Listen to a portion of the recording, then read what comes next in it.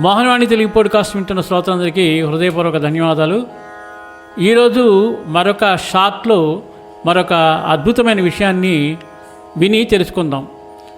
శ్రీ సాయి జీవితం మిగుల పావనమైంది. వారి నిత్యకృత్యములు ధన్యములు. వారి పద్ధతులు చర్యలు వర్ణింపనలవి కానివి. కొన్ని సమయములందు వారు బ్రహ్మానందంతో మైమరచెడివారు. మరికొన్ని సమయములందు ఆత్మజ్ఞానంతో మునిగి ఉండేవారు. వారు ఎల్లప్పుడూ ఆత్మానుసంధానము చేసేవారు. వారు సముద్రము వలె శాంతముగా తొణకక ఉండినట్లు కనిపించిన వారి గాంభీర్యము లోతు కనుగొన రానివి. వర్ణనాతీతమైన వారి నైజము వర్ణించగల వారెవరు?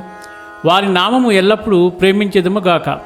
బాబా చావడి ఉత్సవము వర్ణించలేనిది. దానిని చూసిన వారు ధన్యులు. వారి ముఖము ఉదయబానులే ప్రకాశించేది. సమస్త వాయిద్యములు మ్రోగుతున్నప్పుడు తన కుడి చేతి క్రిందకు మీదకు ఆడించేవారు. ఏమైనా బాబా యొక్క ధ్యానము మాత్రము చెదరకు ఉండేది. ఆ దృశ్యములను మనం జ్ఞప్తికి తెచ్చుకుని భావన చేసినచో మనస్సుకు శాంతి తృప్తి కలుగును. భక్తులందు గల అనురాగంచే వారి సంతుష్టి కొరకు వారి ఇష్టానుసారము చేయుటకు ఒప్పుకునేవారు. ప్రతిరోజు రాత్రి నిద్రించుటకు ముందు సాయిబాబాను వారి చావడి ఉత్సవమును జ్ఞప్తికి తెచ్చుకొనవలను. చాలా అద్భుతమైన విషయాన్ని మనకు తెలియచేశారు. కాబట్టి ఈ విషయాన్ని అందరితో షేర్ చేసుకుందాం. షేర్ చేసుకుని ఆ సాయినాథుని యొక్క ఆశీస్సులు కోరుకుందాం. సర్వేజన సుఖినో భవంతు, లోకా సమస్త సుఖినో భవంతు. ధన్యవాదాలు. స్వస్తి.